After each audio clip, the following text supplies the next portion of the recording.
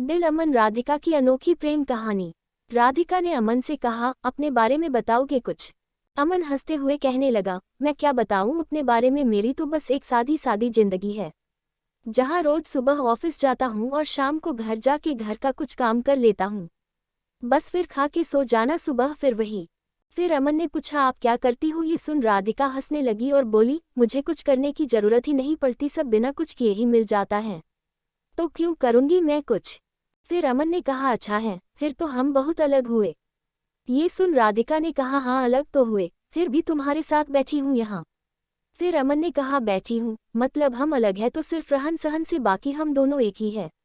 अगर तुम दिल से किसी के बारे में सोचोगी तो तुम्हें कोई अलग नजर नहीं आएगा। ये सुन राधिका ने कहा, ये दिल विल कुछ नहीं होता है। अमन सुन के मुस्कुराने लगा और कहा, ठीक है, जैसा तुम बोलो। फिर कुछ कुछ दिनों में दोनों मिलते रहे, बातें करते और अपने घर चले जाते। धीरे धीरे दोनों में बातें बढ़ने लगी और दोनों रोज मिलने लगे।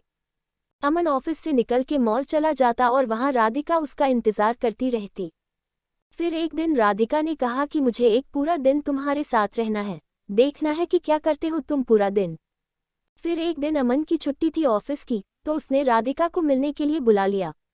फिर अमन हमेशा की तरह पहले मंदिर गया, फिर वहां से आने के बाद मैदान गया, जहां छोटे छोटे बच्चे खेल रहे थे। वहां अमन उनके साथ खेलने लगा। फिर कुछ देर बाद अमन वहां से आश्रम गया, जहां वो हमेशा लोगों को खाना खिलाता, उनकी कुछ देर देखभाल करता, फिर चला आता। फिर वहां से निकलने के बाद अपने घर आता और अपने माँ को बिठा के घर का बचा हुआ काम खत्म किया। फिर रात हो गई और राधिका को घर छोड़ आया और कहा, ये रहता है मेरा छुट्टी का दिन, और यही है मेरी आम जिंदगी, जहां जितना हो उतना मैं अच्छा करने की कोशिश करता हूँ।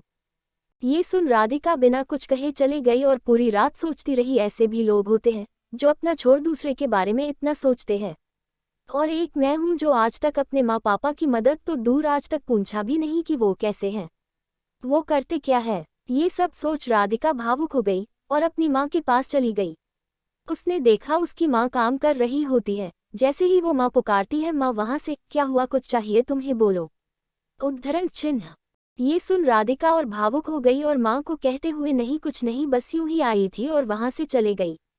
बस वो एक पल था जब राधिका को एहसास हुआ कि सच में दिल से सोचने वाले लोग होते हैं। फिर क्या था, मानो राधिका की दुनिया ही बदल गई। अगली सुबह वो पापा के पास गई और कहने लगी, आज से मैं भी आपके साथ ऑफिस जाऊंगी, मुझे भी आपके काम का बोझ उठाना है। ये सुन पापा सोच में पड़ गए कि क्या हो गया मेरी बेटी को, आज इतने सालों बाद अचानक ये ख्याल कैसे आया, और अंदर ही अंदर खुश भी हो रहे थे कि उनकी बेटी अब बड़ी हो रही है, अपनी जिम्मेदारी समझने की काबिल बन गई है। बस फिर शाम को हमेशा की तरह वो अमन से मिलने चले गई। बस फर्क इतना था कि हमेशा वो घर से आती थी, आज वो ऑफिस से आई थी। ये देख अमन को खुशी हुई और उसने राधिका से पूछा, तो दिल होता है ना? ये सुन राधिका हंसने लगी और उससे माफी मांगते हुए उससे फिर से शुक्रिया कहा कि उसकी वजह से आज वो अपने आप को पहचान पाए कि उसकी जिंदगी क्या थी और वो क्या समझ बैठी थी। तो अब आगे क्या बताऊं आपको, आगे का तो आपको समझ आ ही गया होगा क्या हुआ। हर कहानी की तरह दोनों को अंत में एक दूसरे से प्यार हो गया और दोनों एक दूसरे के साथ रहने लगे। अमन को एक साथी की जरूरत थी जो उसे समझे, प्यार करे, और राधिका को सच्चाई की एक जिम्मेदारी की जरूरत थी जो उसे अमन ने दिखा दिया। जाते जाते मैं आपको एक बात बताना ही भूल गई, दोनों एक दूसरे से मिले, बातें की, घूमते रहे एक दूसरे के साथ, लेकिन अभी तक दोनों ने एक दूसरे से नाम नहीं पूछा। ना अमन ने कभी पूछा कि आपका नाम क्या है, और ना ही राधिका ने अमन से कभी उसका नाम पूछा। तो इस कहानी का अर्थ यही था कि किसी की पहचान जानना या पूछना जरूरी नहीं, जरूरी बस यह है कि आप बिना जाने कितना उस पर यकीन करते हो और उसकी मदद करते हो।